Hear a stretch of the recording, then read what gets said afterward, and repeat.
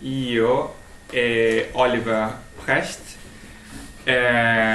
quindi facciamo questo a Berlino e a Francoforte per l'istante, quindi ok, basta di spiegazioni. I'm sorry I don't speak any Italian, so the rest of this will be in English.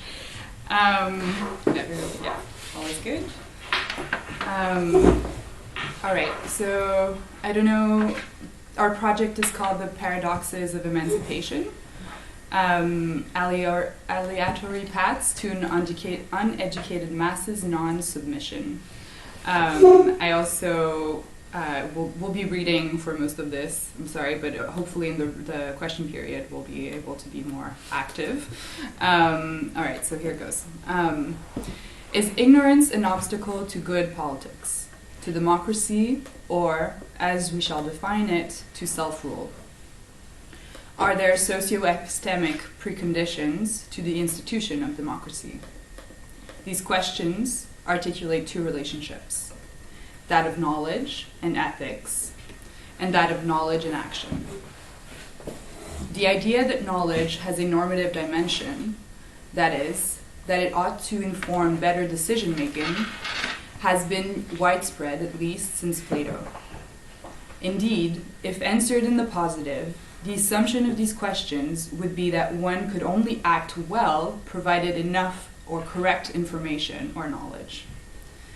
A further and admittedly more troubling assumption is that freedom hinges on knowledge, the latter being, moreover, subject to be confused with education.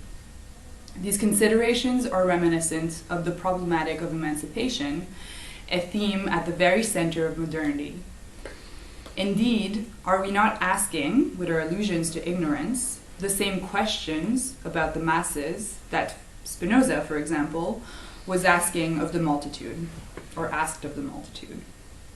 If the notion of masses, popularized at the end of the 19th century, replaced that of the multitude, its negative connotation, describing an unstructured, unindividuated, irrational lot, has not been replaced.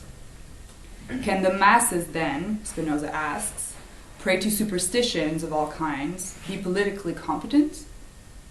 We shall define three levels of problematization, or, to be provocative, three pathologies that contribute to postulate the masses, what we call minority, in terms of infancy. So we call it infant minority. So those three pathologies are the a priorism, which is opposed to or practice, so we call it also anti-practice, which is basically positing that political knowledge exists always before practice. The second pathology is rationalism, which is opposed to affectivity, and so we can also call it anti-affectivity. And that postulates that political knowledge opposes reason and affect, and in favor of reason in that case. And the third pathology is ethnocentrism, which is contrasted then to the other. Here, political knowledge implies the disregard of different forms of knowledge in cultural terms. These pathologies converge, we argue, in one fundamental political consequence, the disregard of popular knowledge, which then gets qualified as ignorance. And the definition of people, or the uncountable, to use Rancière's term, as infant minor, which will be our term here. Therefore, infant minority is not so much a natural state, independent of social organization, from which the masses should be rescued from their precipitation into blind practice, from their misleading affects, and from their superstitions. Therefore, we argue that there is no infant minority in itself as a state, but processes of minorization interwoven into these three pathologies. So this presentation will explore the borders shared by epistemology and politics.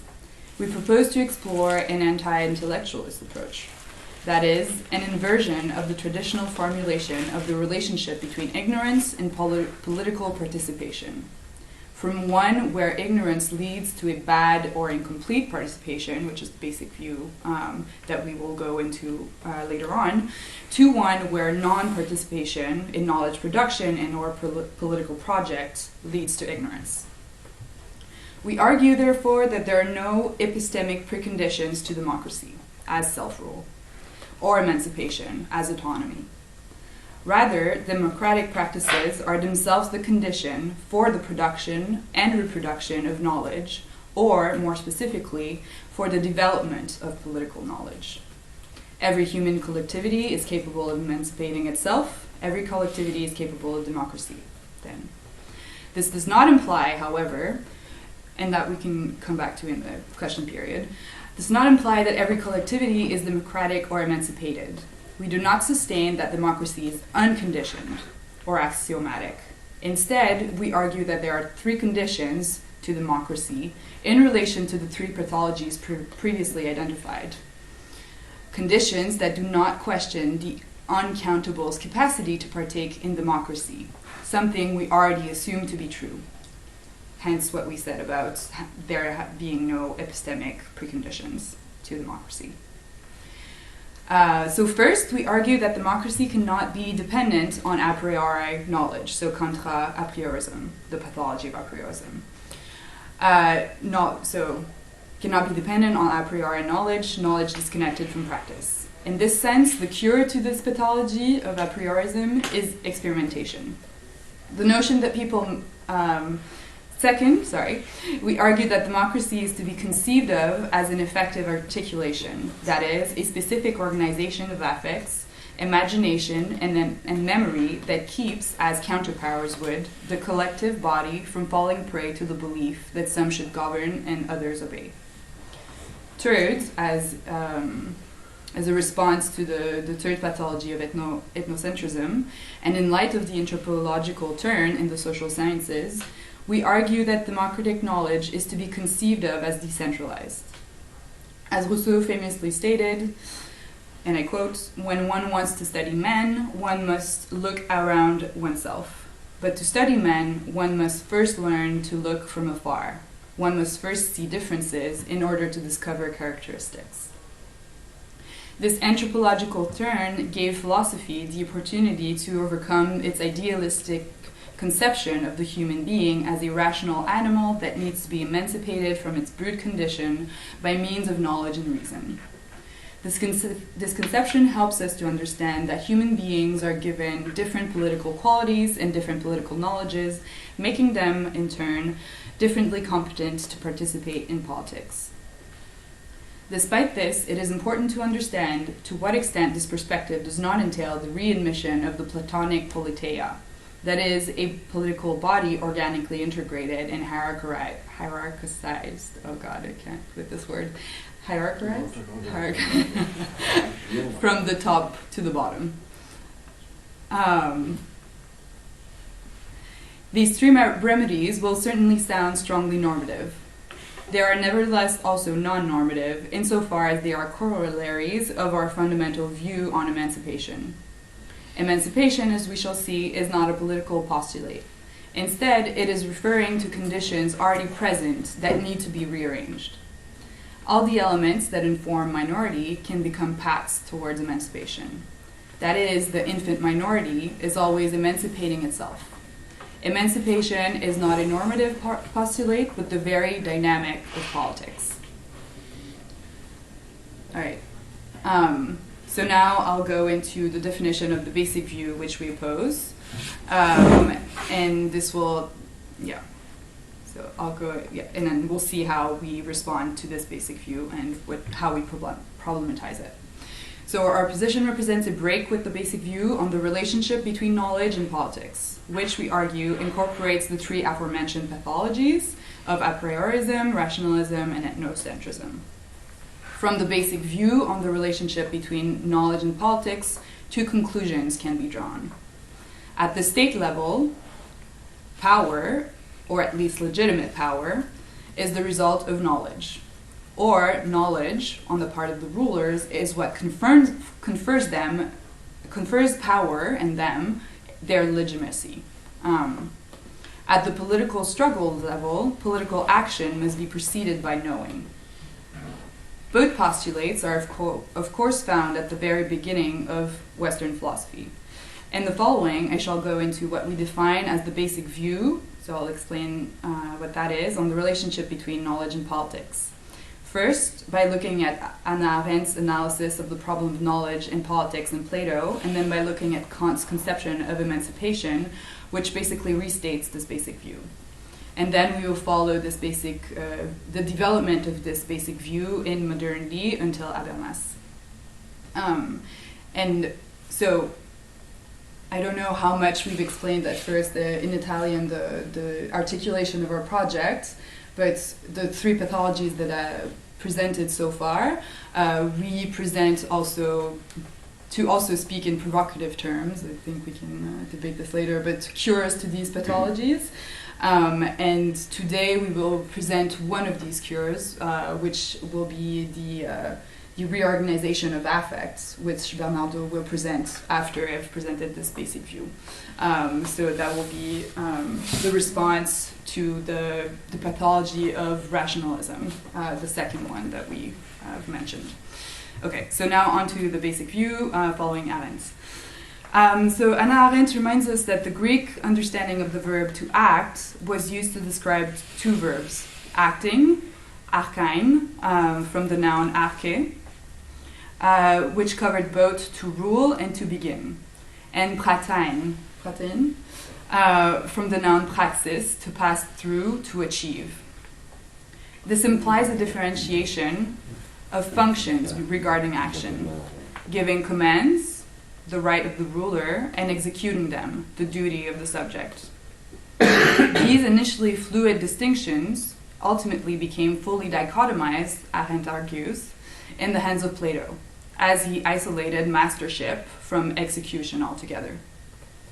In this sense, Plato was the first to, and I quote Arendt here, Plato was the first to introduce the division between those who know and do not act, and those who act and do not know, so that knowing what to do and doing it became two altogether different performances. One who knows, end of quote, one who knows rules and does not have to do, and one who does obeys and needs no knowledge. So we follow this basic conception here until in Kant's version, going through the articulation of emancipation. So, and the contrary to emancipation, of course, is the state of minority and infancy. So minority and infancy in modern political thought are images par excellence of alienation. The infant is the opposite of the emancipated person. In this sense, we must refer to the Latin word emancipatio, derived from the verb emancipar, from the expression ex manus capere, which literally means to take off hands.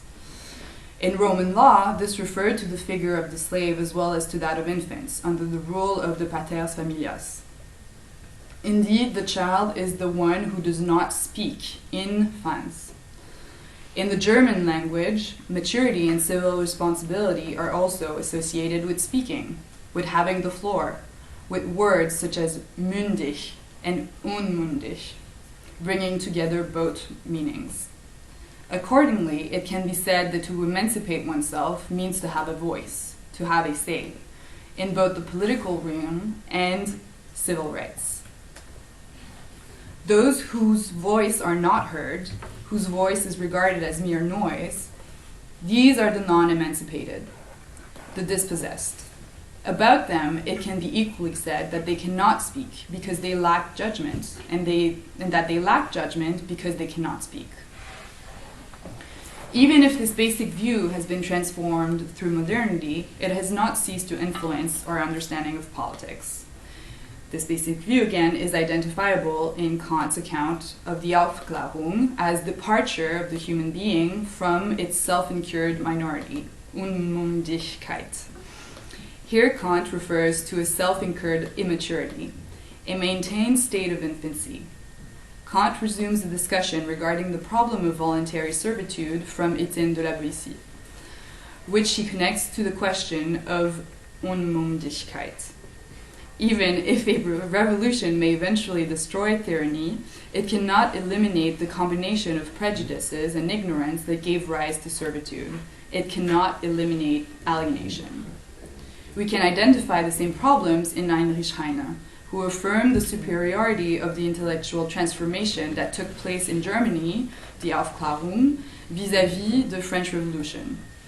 For the second resulted in a practical change, while the first was a change in the subjective dimension of the human being, a change that could free us from self-inflicted minority.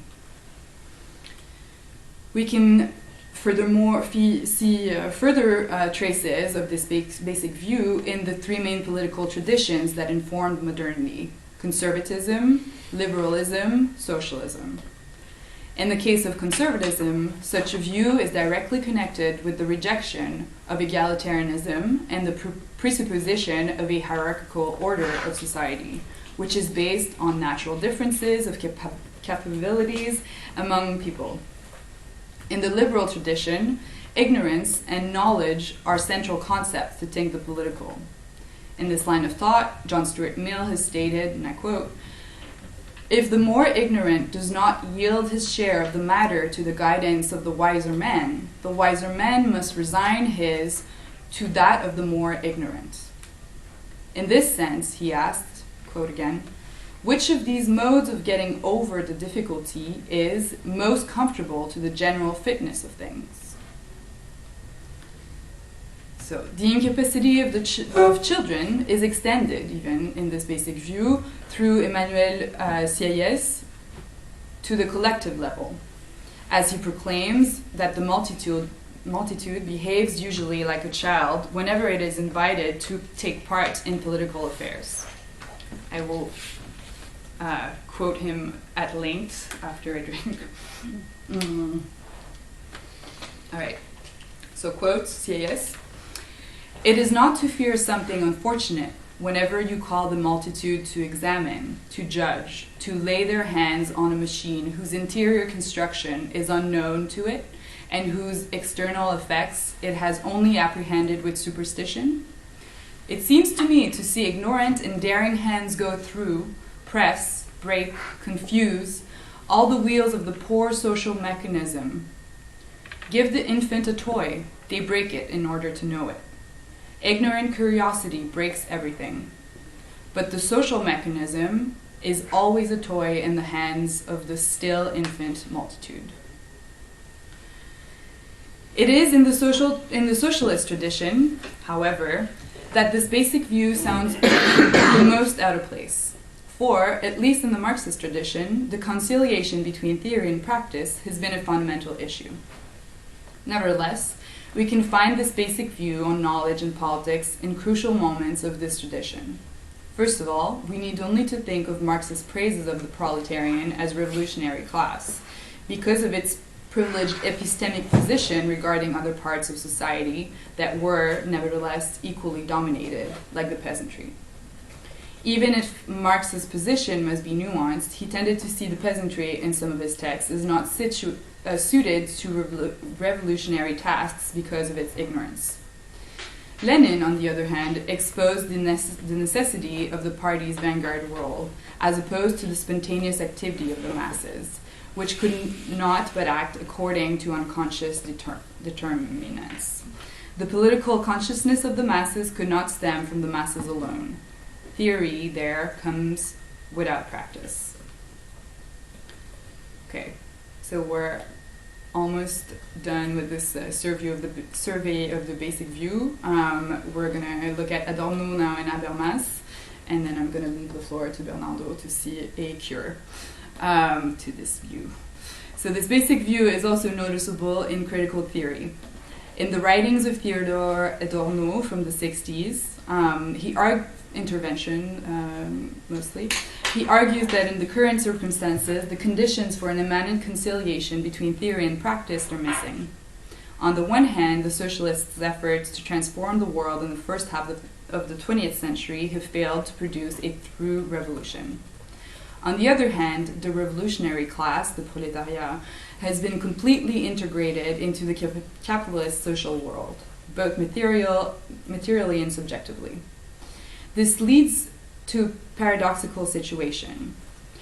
Hence, and I quote, "It is the desperate fact that the practice that would matter is barred, which grants to thought a breeding spell it would be practically criminal not to utilize." End quote. Any revolutionary action under such circumstances cannot but fail to accomplish revolutionary goals.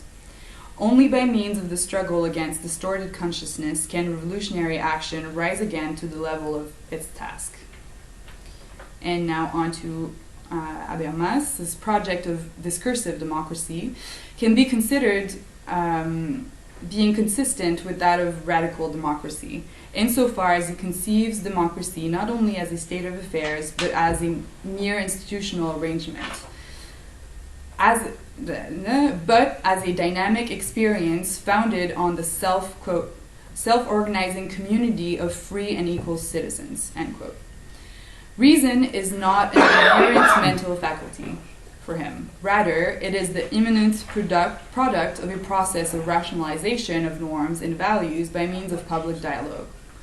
However, insofar as Habermas's political project is indebted to the ideal of transparency, by means of which discussants or subjects are put aside their interests and passions in the realm of public dialogue, his entire project falls prey to a tautology. In spite of his best efforts to conceive a decentralized reason, his project hinges on subjects that are themselves always already reasonable. Reason is at the same time product and condition of emancipation. There you go.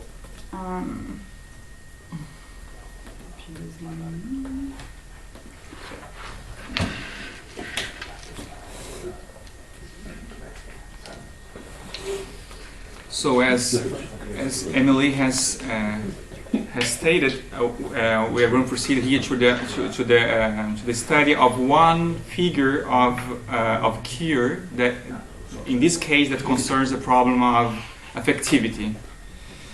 So, though we argue here that democracy is an affective articulation, we do not mean, however, that democracy should be conceived of as the mere spontaneous result of a specific set of affects, memories, and imagination on the collective level. Since the so-called affective turn, there is an increasing large number of the exploration of emotions in social sciences. This turn has provided important tools to problematize binary conceptions like passivity, activity, nature, culture, reason, passions. This has also led, however, to a misconception of the relationship between affect and reason, which can be overcome, we argue, by drawing on and adding to the Spinozist scholarship already presented in the turn. To take an example of this misconception, drawing uniquely on the affects as passions, Chantal Mouffe struggles to understand the articulation of affects and imagination on the one side and of reason and knowledge on the other side. That is, 1. How knowledge can recruit affects to produce knowledge, and 2. How knowledge can recruit affects to efficiently avoid being defeated by irrational affects. That is, how knowledge can be articulated to affects in order to last. As a result, Mouffe lacks any criterion of analyzing to distinguish left-wing populism from right-wing populism. Although she correctly emphasized the importance of the role of affects in politics, she fails to recognize the articulation of the affective dimension with the rational dimension, which is fundamental to Spinoza's epistemology and ethics. Drawing on the relationship between reason and affects, we argue that addressing the question of the production of subjectivities increasingly more affected by knowledge is of central importance. This argument outlines what we call a pedagogy of elation, of hilaritas. Based on the work of Spinoza, which blurs the distinction between passivity and activity on the one hand, and imposes an articulation of affectivity and rationality on the other hand. So, even though infancy is, in Spinoza, a state characterized by the lack of power, as stated in the Ethics, I think we can side with Françoise Zourabichvili, who in this matter, I'm talking about the book Le conservatisme paradoxal, enfance et royauté, emphasized how Spinoza conceives infancy as the burst of the power of acting. Infancy implies a dialectical process of equilibration between power and lack of power. But the question remains, how can infancy and its corollaries, imagination and passive affects, be aligned with an emancipatory project? In our opinion, the most fruitful answer has been delivered by Laurent Bove. Another Spinoza scholar who, like Zourabichvili, insisted very early on the problematic of infancy in Spinoza. Instead of postulating a direct passage from the child's innate lack of power to the highest form of knowledge, Bove argues for the existence of a passive path regarding the constitution of an individual power of acting. Even passive affects can nourish and ultimately lead to the development of reason. However, this is not something that can be attained by any affect in any given circumstance.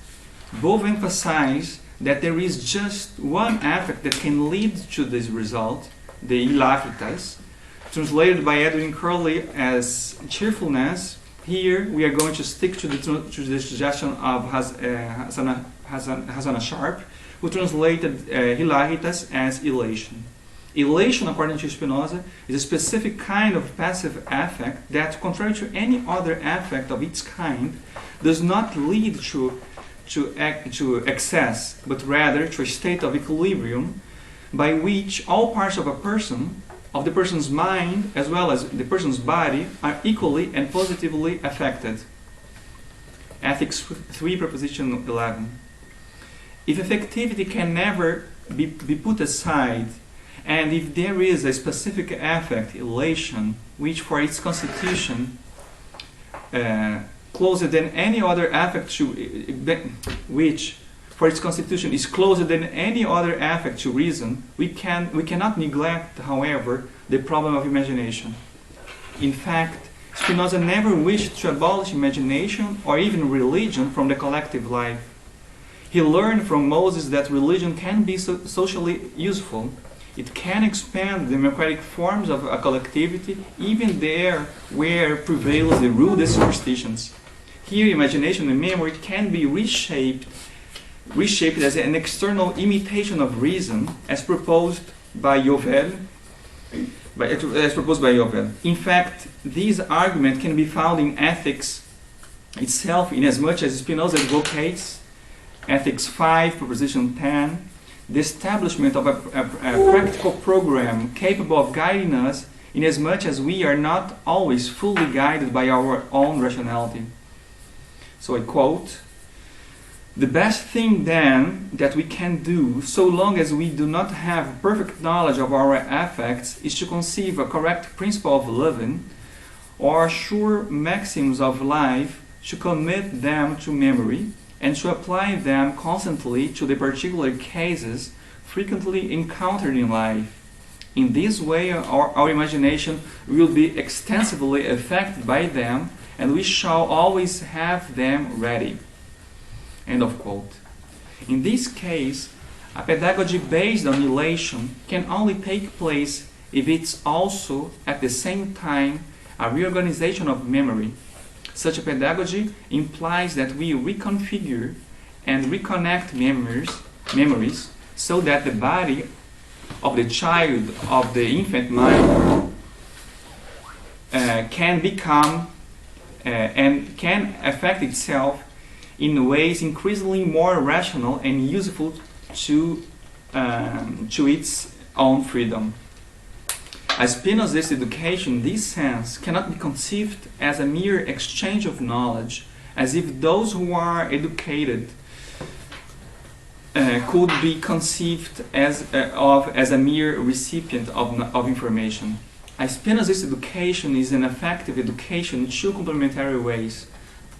One, knowledge must speak to the one being educated. Two, knowledge must recruit affect to produce more knowledge that is connected to the affects and memories of the one that is educated. Knowledge must produce, therefore, knowledge must produce a body capable of being increasingly more affected by knowledge. In view of this argument, we believe Spinoza can help in the constitution of an immanent exit from a self-incurred minority or infancy, Ausgang der Unmündigkeit. Becoming active does not consist in the disqualification of the infant minor. It does not restore any sort of dogma of tutelage. Instead, a Spinozist education is based in minority, not to disqualify it, but to demonstrate that every project of emancipation must be conceived as anthropogenesis, that is, as the development of the humanity of people out of people's concrete modes of existence, out of people's affects.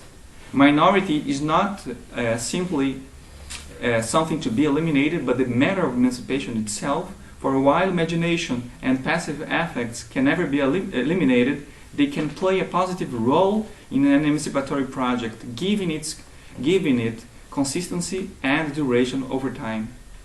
It's not a question of liberating out knowledge from affects. An active body is not an unaffected body, a body that becomes increasingly insensitive to the world. Connected to the problem of anthropogenesis, minority opens to us the problematic of an affective education, a cultural revolution in form of pedagogy.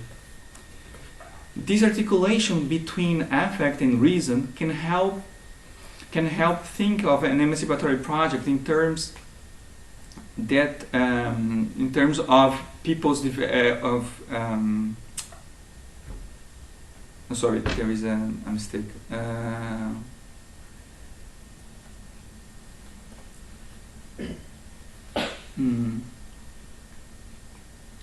So in this sense, here, knowledge appears not as distinct from political praxis, as something that informs political praxis from the outside. Instead, we propose that in a context in which the production and circulation of knowledge is constrained by factors increasingly removed from the control of the producers of knowledge, and more dramatically, from any kind of democratic control, the people become more, and they become mere objects of political knowledge and policies. In this case, they lack any kind of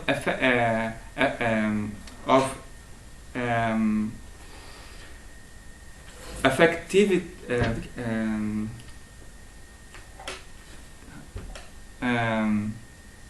They lack any kind of emotional link with knowledge. So the solution for this problem cannot be found in an approach merely based on clarification and enlightenment. Rather, the solution lies in a process by which knowledge is reconnected to the affect. So there are a few very short insights that we propose here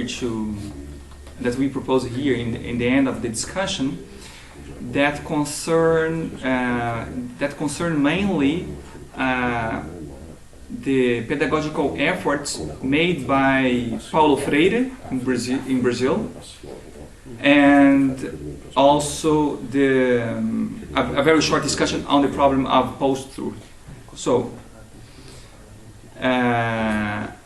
in view of these problems he presented, we believe it is fundamental to draw attention to Paulo Freire's pedagogical endeavors, since he has stressed in a very radical way the inseparability between education and political practices. One of the main principles of Freire's pedagogy is that one understands the world through one's experience of the world.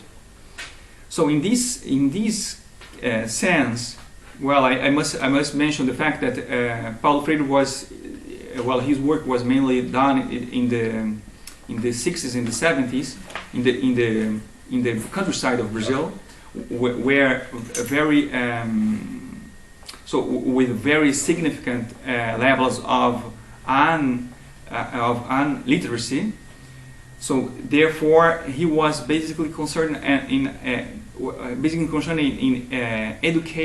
educating old people, adults. Okay, so how to introduce literacy to these people, and he presented a way by which, well, actually, it involved the fact of engaging people in the knowledge by their own experience. So their concrete experiences. That involves like the fact that people they don't start reading with just the presentation of letters. They start reading by solving their daily problems. In this sense, there is a very strong connection between this approach and the approach presented by Rancière dans Le Maître Ignorant. Io non so come è tradotto in italiano. Non c'è in italiano. Non c'è in italiano? Ok. So it means actually that you don't start. So there is actually no there is no path to knowledge. You involve knowledge by solving daily problems. So discussing about the way people experience, for instance, inequality in the countryside, is a very sensitive matter actually.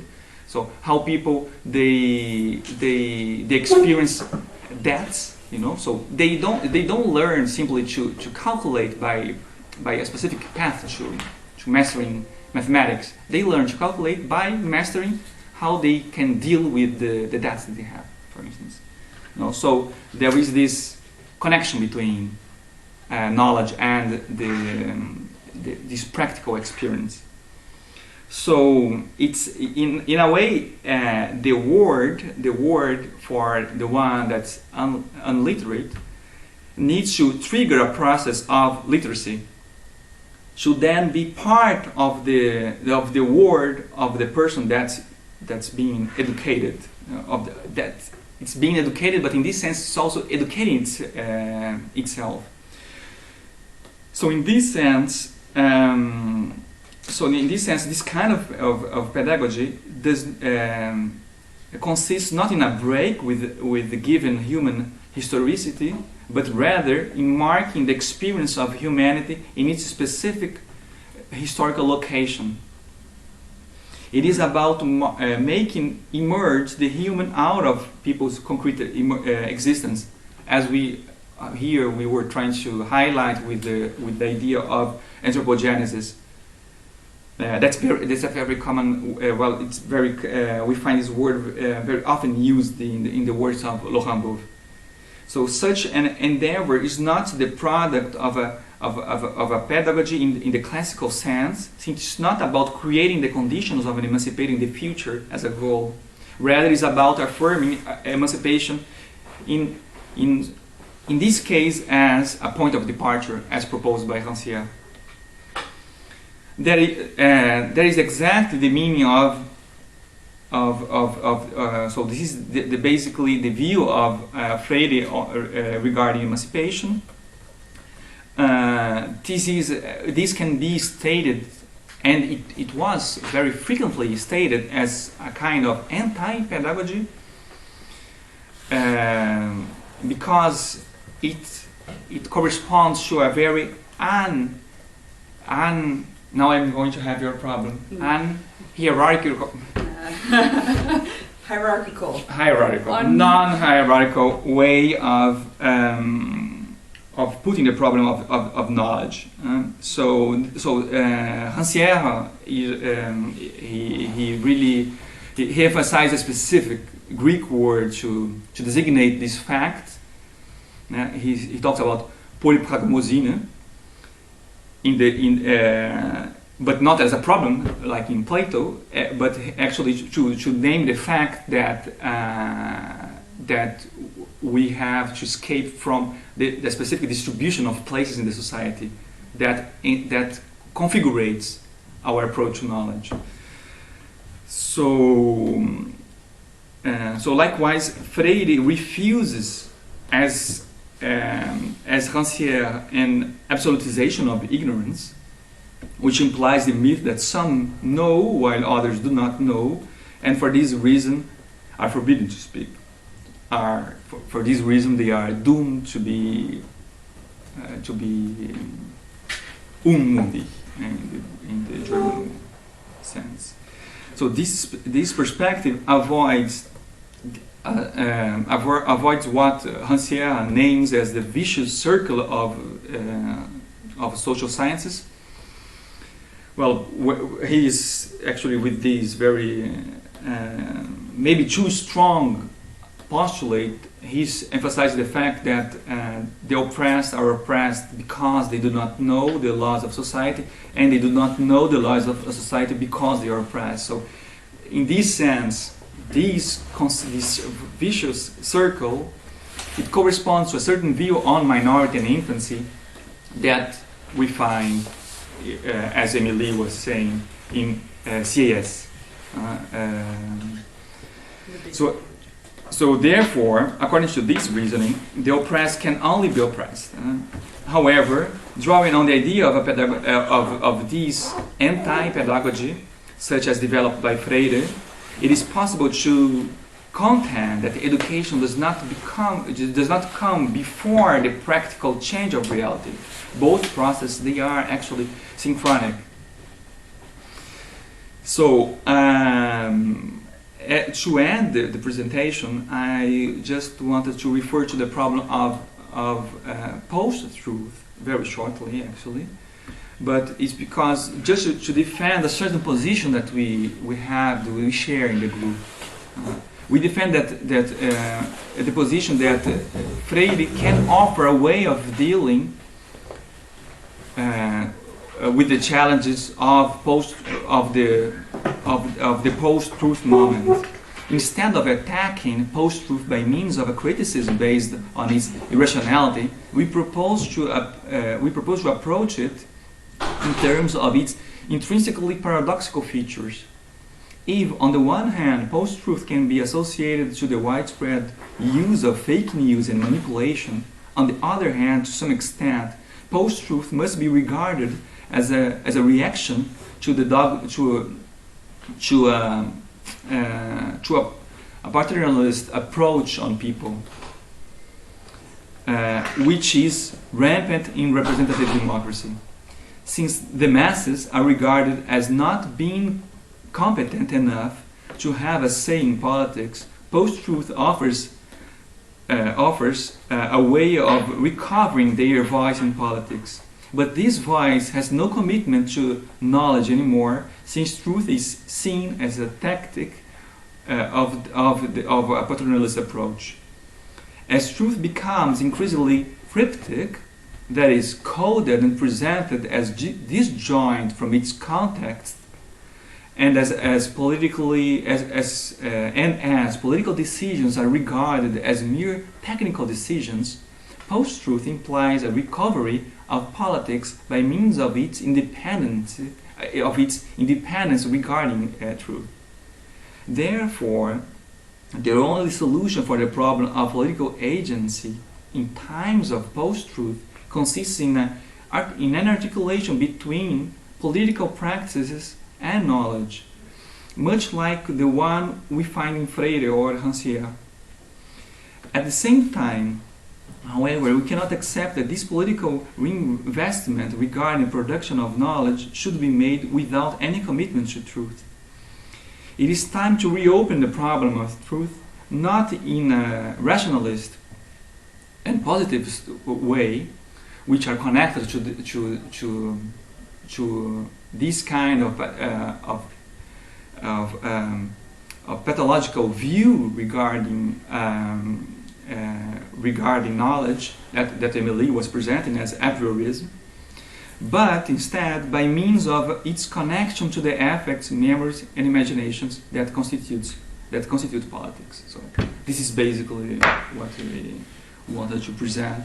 And two things, sorry, before we end, maybe that I was thinking about as you were reading is perhaps for the sake of keeping your interest, we should have started basically with that problem. Yeah, like sure.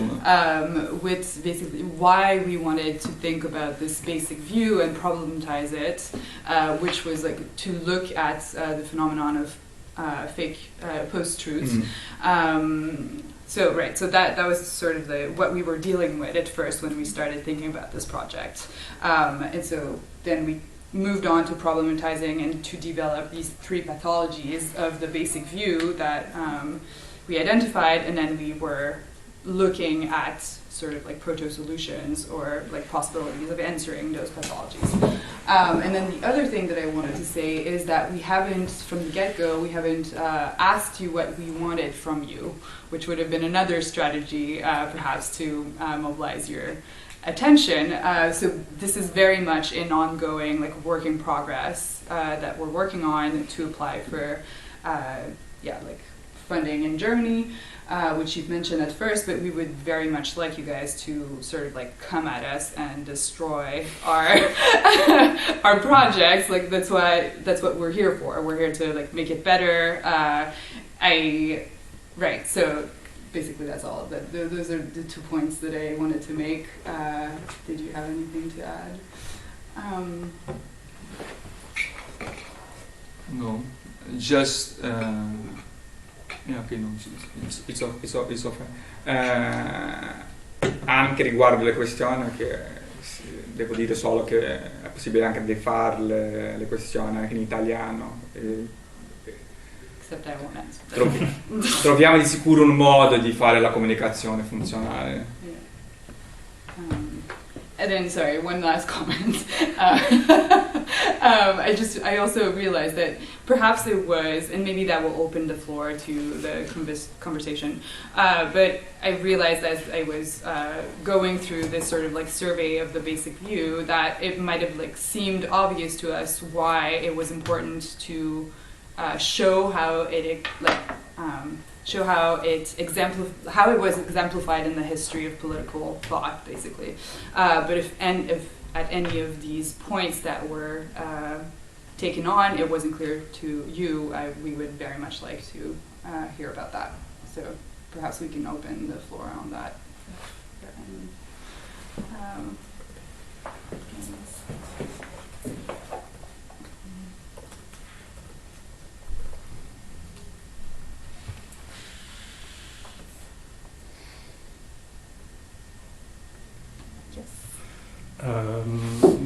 I will ask in English if that's okay. The first thing, I don't know, there was a very small exchange about if Rancière's Maître Ignorant was translated in Italian, and it has been translated by Andrea Cavazzini, and it's published at Mimesis, like 10 years ago or something. Okay. And what is it called in Italian? Maestro ignorante? Il maestro ignorante. Okay, cool. So yeah. Just random reactions as you asked. The first thing is maybe about Rancière. There is something that I didn't really hear in what you said is, or maybe I should ask what you think of. Rancière talks about, as you said, emancipation as a point of departure and not an arrival or a goal.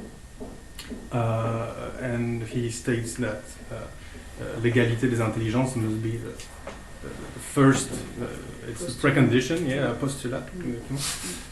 But still, Rancière maintains the position of the master. The master doesn't know anything, he's ignorant. He doesn't have content to share or anything. But still he has a role to play. And Rancière talks about the asymmetry of will.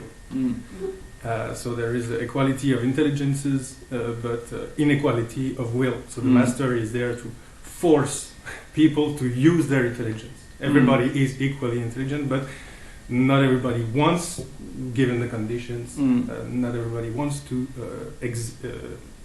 use their intelligence. So the master has to force people in a way. So I don't know how that would fit in your reconstruction. This could lead to another question, maybe more generic and maybe. Isn't there in what you say something like a wish to instrumentally master and use affects? So the idea wouldn't be to know things and to give them to people, but to instrumentally govern people through affects, to bring them towards emancipation through affects. So maybe once again that presupposes a form of another subject, maybe ignorant subject, but still someone who's mastering everything, not knowing, but maybe in a Lacanian way, he's a support de transfert, he's a sujet supposé savoir, he doesn't know anything, but still he's needed to launch the process, but is he mastering anything? I mean, in the psychoanalysis, he's not mastering anything, of course, but yeah, maybe, I don't know if maybe moves characterization or use of the yeah, maybe in moves politics there is something like that idea. Some politics should try to lead people into a good form of populism or something. So yeah, these are my main questions. Very good. Thank you. Did you want to say asymmetry of the will and guidance through affect? Who wants to take it? Yes, actually,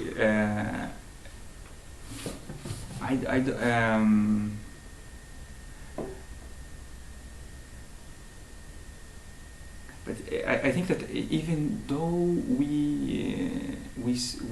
when we talk about so the problem basically is can we stick to the idea of a total horizontality actually, or there must be actually asymmetries in an emancipatory project. On some level, and the question is on which level? Maybe not on the level of intelligence, but on a level of will, as Rancière would put it. And this asymmetry doesn't need to be hierarchized, but that coming back to that word, right? Yeah, so there has to be like a difference, a pure potentiel, something for something to happen. Yes, like yes. Lightning. yeah. But so because when Rancière talks about Plato, so he talks a lot about Menos slave, to say like, okay, so it's not about guiding towards truth, because Menos, he has already the knowledge, but he doesn't know the path. So this is so there is a path. So there is a way of introducing a person to the knowledge, and against that, he's going to say that there isn't such a path, because the ignorant master. Sorry, I forgot the ignorant. Okay, forgot the name in English. Okay, the name in English I forgot. Okay, so le maître ignorant. Le maître ignorant. He's not. He does not even have the content. That's very radical. He doesn't have the access to the language that to make the path happen. So he has no path. He has no possibility of path because he doesn't know the language of the students he's addressing to. So he wants to teach them French, but they don't only speak Dutch, you know, and he doesn't speak Dutch at all. So there is no I think that the radicality of the proposal is that there is no path. So that's more radical than the fact of the of the difference of will, for instance. I'm just thinking if we could bypass that, this difference of will in the he emphasized too much the question of the will in the text. I don't know if I could commit to that.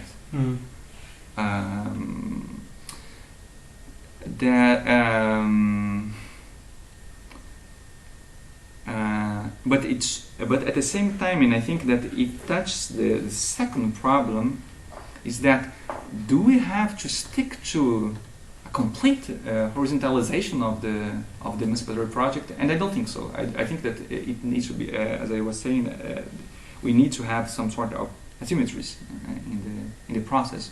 But what we cannot postulate is that we cannot accept that the other doesn't have both the content of emancipation, the effectivity in this case, and cannot construct paths to reorganize these affects positively, because and also like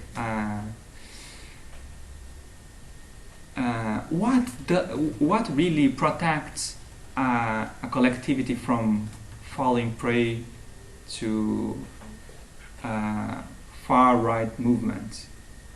Is the fact of being enlightened, or is the fact of having immanent to itself effective institutions that prevent this multitude of falling prey to this? Effective institutions also that encourage knowledge.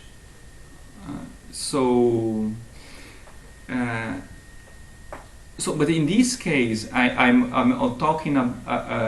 not talking about the fact of emancipating in this graduality that it's intrinsic to the idea, and I am avoiding your question somehow. I think that there must be some sort of guidance as well. Yet,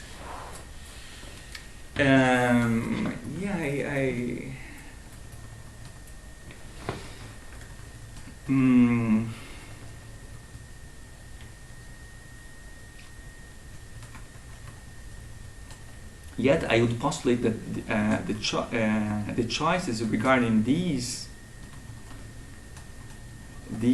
guidance can be found and can be mapped already in collective experiences. So maybe it's about finding the ways that the problem is already being solved in an effective level, and also finding the ways the problem is being dramatically being pushed towards dramatic solutions, bad solutions, I would say. I don't know. It's just these would be my first reactions. What we can. Were you answering to the danger of the sort of like politician who would be shepherding the affects in order to control the masses here, or I'm not sure, or were you talking about the guidance through effectivity? You know, well, because if we, for instance, in all these new Foucaultian approach regarding capitalism, with Laval and Dardot, for instance, they stressed very often the fact of the production of subjectivity through neoliberalism. And this is a fact also emphasized by Chantal Mouffe about the fact that neoliberalism has its own engineering of affects for a long time now, and we are losing some time regarding that.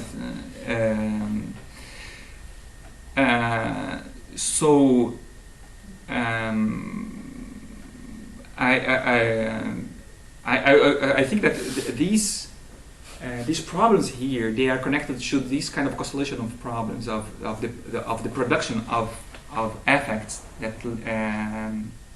that convey new forms of subjectivity. In this case, in the case I was talking in this new Foucauldian approach, which lead to a very to the very opposite of what we wish. But to think about production, to think about reorganization of affects and production of affects is just a way of actually being able to find an answer to something that we are suffering for 40 years already, and we didn't find a way in the left to address this problem properly. We talk about populism is the answer that is being given, but it hasn't proved to be any efficient so far.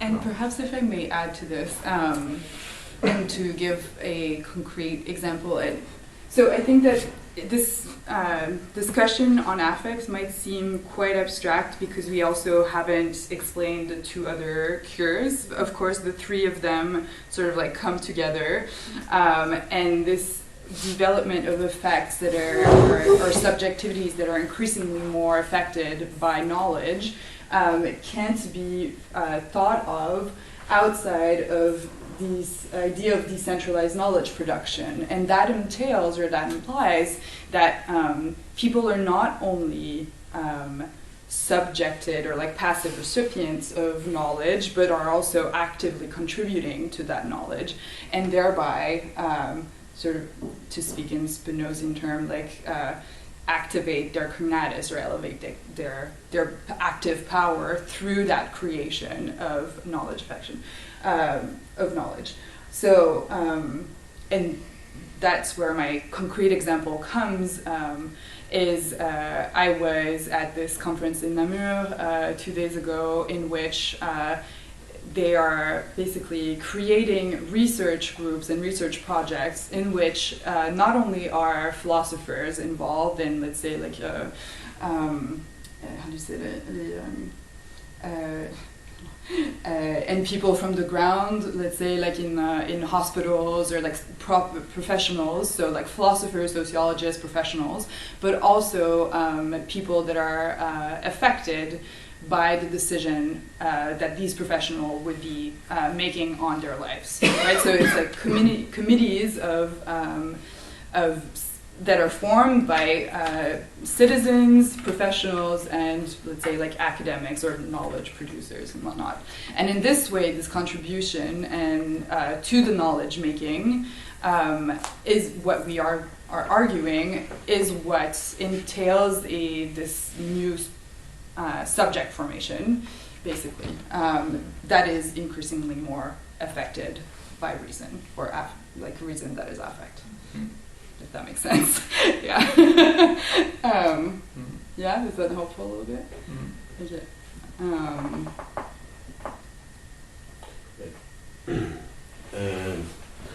In your presentation, I didn't hear the name of Rousseau. It's true. Yes. You're right. Is there a reason, or? It No. wasn't her part, but she skipped. I skipped it. It was too long. I'm so sorry. But no, you're right. Of course. Yeah, we wanted to talk. But about regarding Emilio or Emilio. Right. Right. No, please. Rousseau, eh? Okay. Cos'è russo per noi adesso? Curiosity. Is there a reason, or simple for simple? No, actually, it should be included. Yeah. It should be included. Okay. And it is in some parts of the like in construction work that we have. Yeah. But I cannot react say much. About the concept of negative education. Yeah. Okay. Yeah.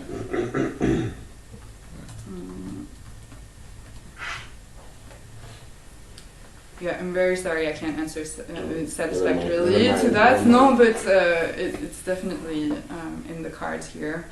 I was expecting for Gramscian's remarks. Yes, no Gramscian here. Redemption, Not today. They left. Our expert is missing. Who is the expert? It's not here. He's It's not not here. What's the name? Giacomo. Giacomo. Okay.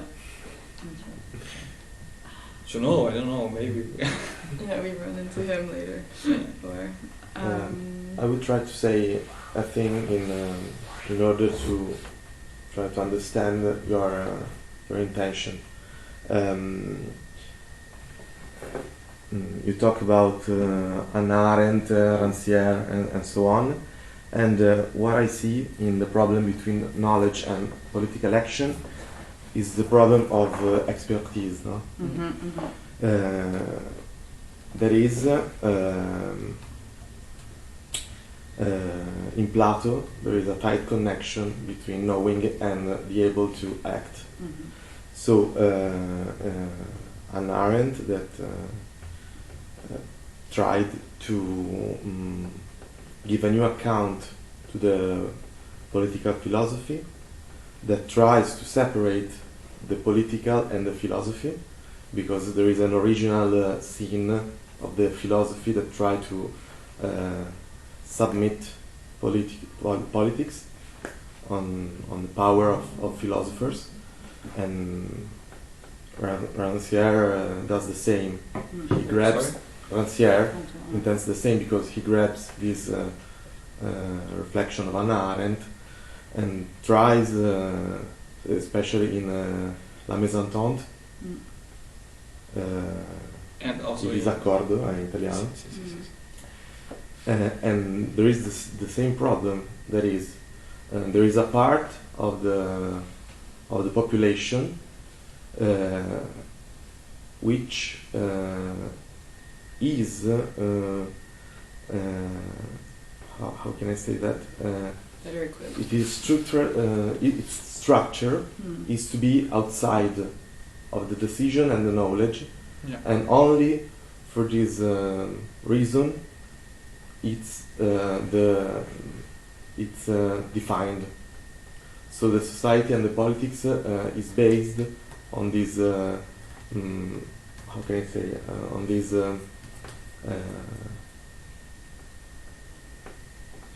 on the fact that this part of the population is outside of the politic world, no?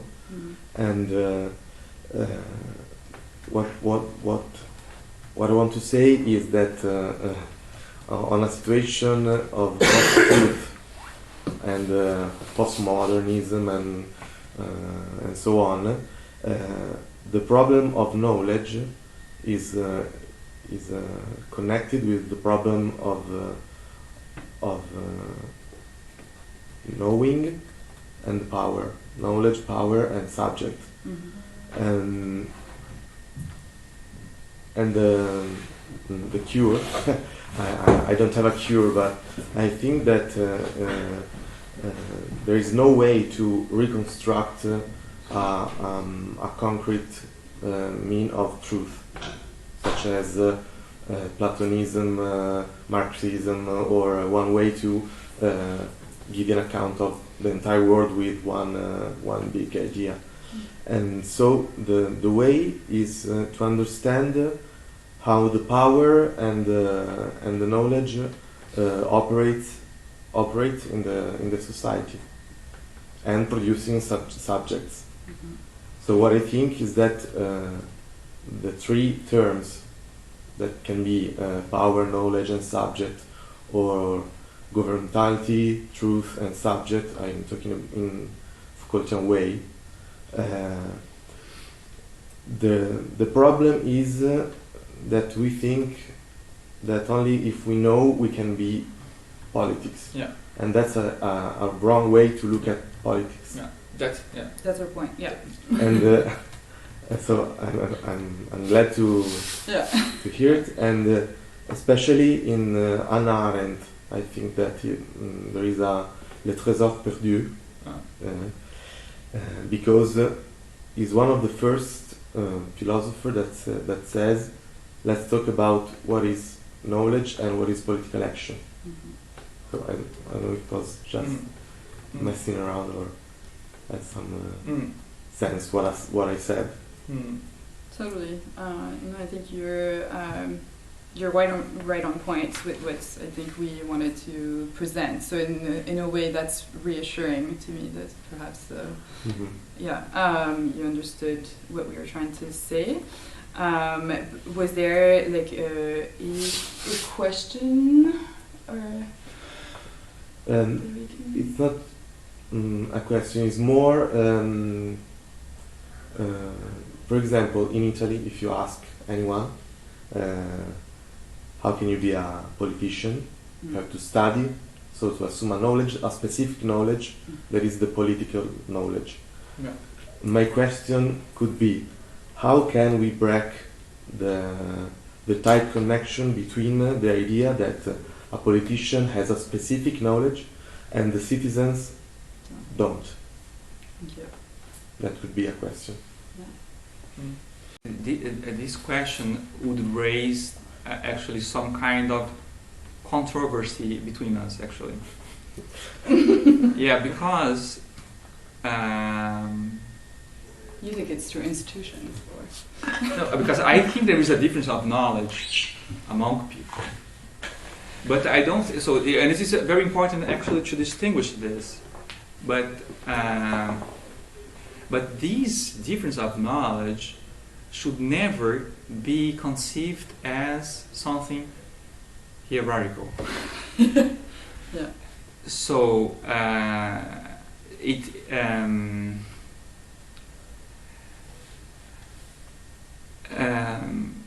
but regarding politics, this is something very, very specific. But I think that you could, it's very.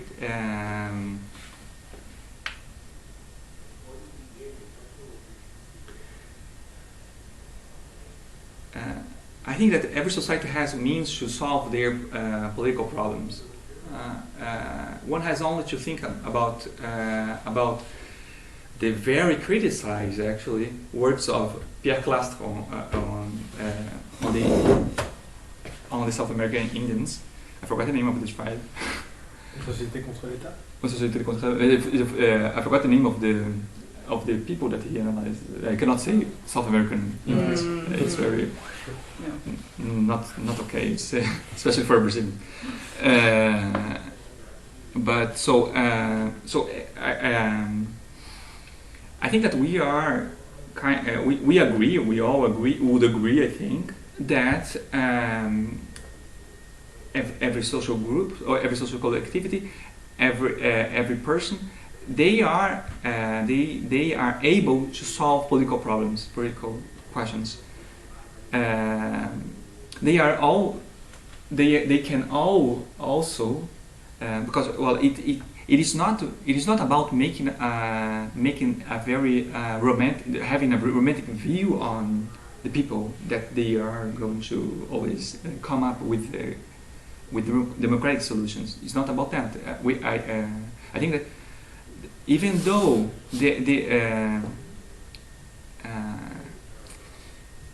let's put it like this.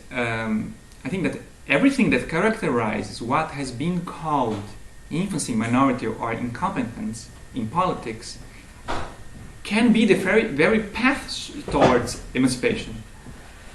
All these that is considered to be problems that block democracy, they are the very solutions for our democratic goals.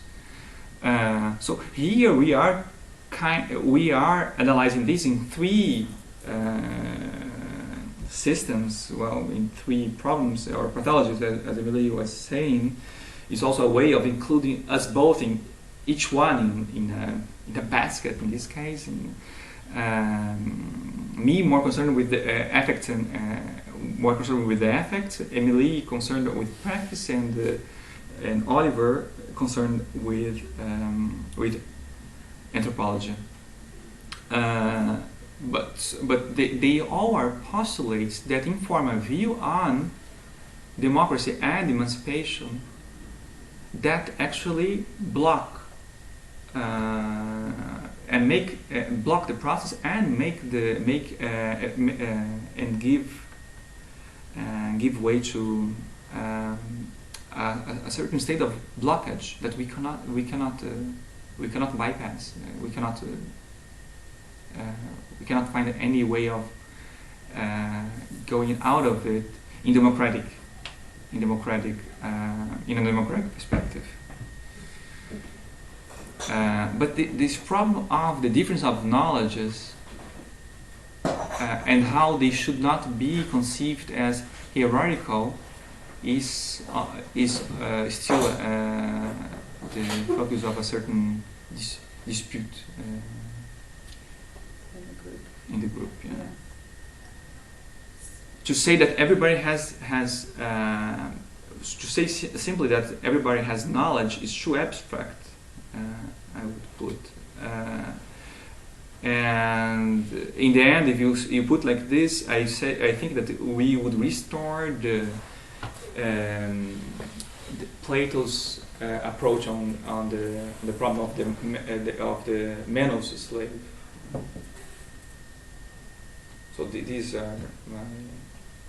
And you want to try something? So would you say then that to answer to the to the question of like how to break this idea that the political experts are the only one having the knowledge, would you go through then political means, political actions, like changes in? Because I think that is where the contention within the group would be as well. In this case, the problem is, so one thing is to admit that there is a difference of knowledge. The other thing is to admit that a certain group detains a knowledge that it's non-shareable in the collective level. So of course, that informed by their own practices, they have different ways of conceiving the world, of acting in the world. But to say that those that have these specific experiences and those experiences and that those experiences are the only one that should inform the demonstration of our society, then there's a problem. Is that how you characterize my position? Because that's not what I'm. No, okay. But who are you responding to then? Or like just to say that. Okay. No, but just because you created this polarized. No, I think there was. You and then. No. I think there was. Responded to it. No, I think that you would say that there is an equality of knowledge, and I think there is an inequality of knowledge. I think that, of course, quantitatively there would be an inequality of knowledge, but I don't think that, I would argue that qualitatively that knowledge is the same. Like there's no knowledge that is more valuable than another. But but then, of course, you can have degrees of, Okay.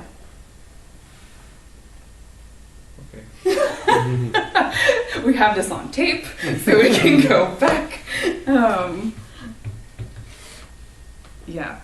And then my answer to that, to your question, therefore, because there's no qualitative difference in terms of knowledge, would be that in order to break this sort of illusion that the political class, let's say, should only make the decisions, I guess like I'm an anarchist, so I would come from the bottom up, right? So to me, that solution of like including more of these different, qualitatively different knowledges into knowledge production will eventually lead to a break of that illusion.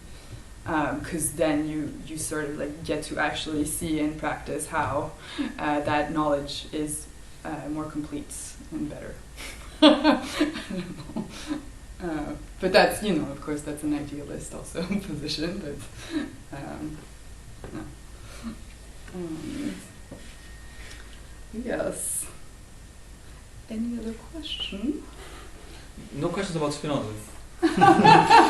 Well, yes, there was actually the Yeah. first question on affect.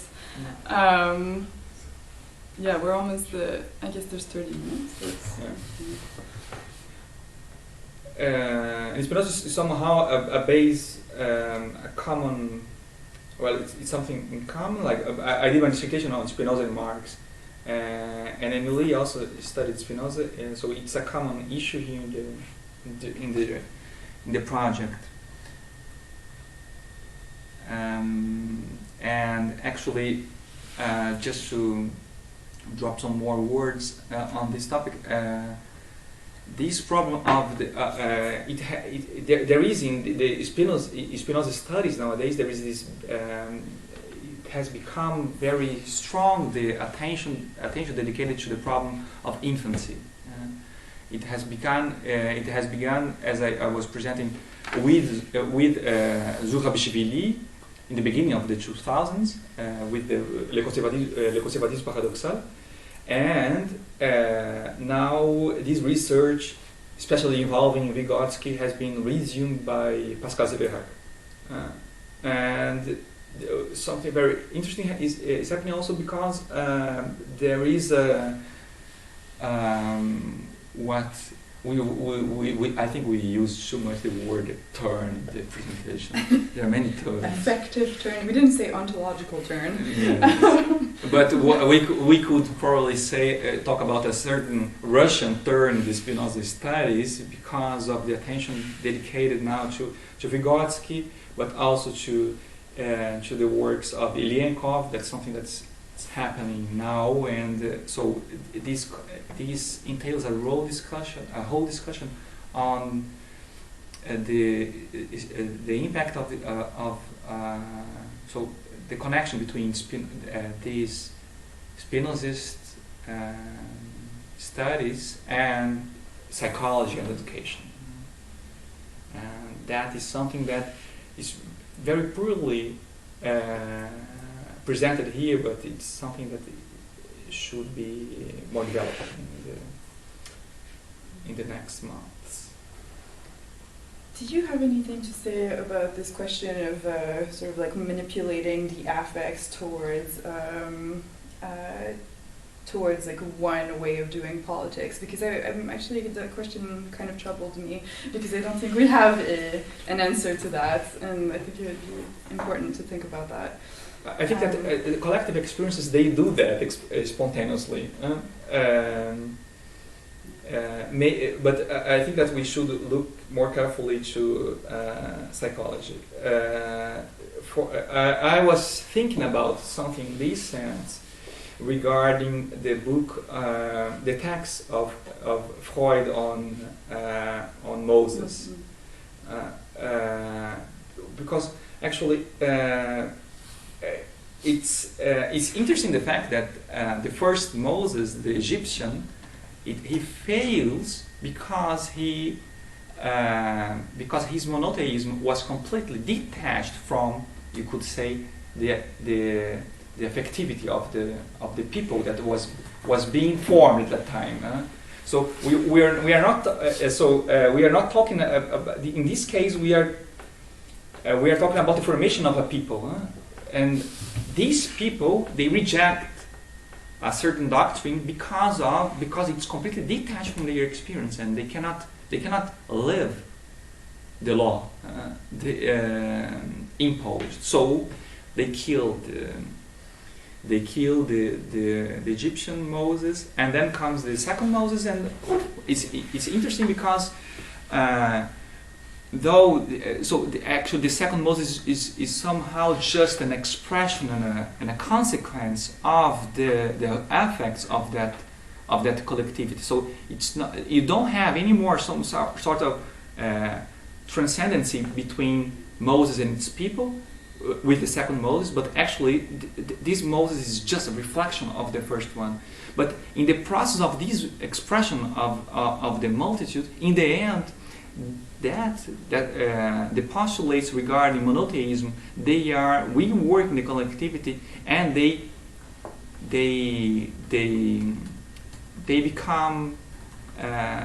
after centuries of re-elaboration in the collective level, they become hegemonic. You could say, put like this. So I think that we should look more carefully to psychology actually to address this question properly. Now, my answer, perhaps spontaneously, I haven't really thought that much about it, but I would say maybe I come back to this trouble that I was mentioning, but maybe it's not that much of a problem because this instrumentalization of the affects of the people would be hard to use insofar as there's no one blueprint to these affects. They sort of there's no formalization of the affect of okay, this and that will lead to this and that reaction in the people, right? This sort of these affects and subjects emerge out of a specific constellation that isn't reproducible, or I would hope not. So the specificity of it makes it, I think, that we can get out of the possible instrumentalization, if that makes sense. No? Sort of departing from technocratic means, yeah, in that way. That's the hope. Okay.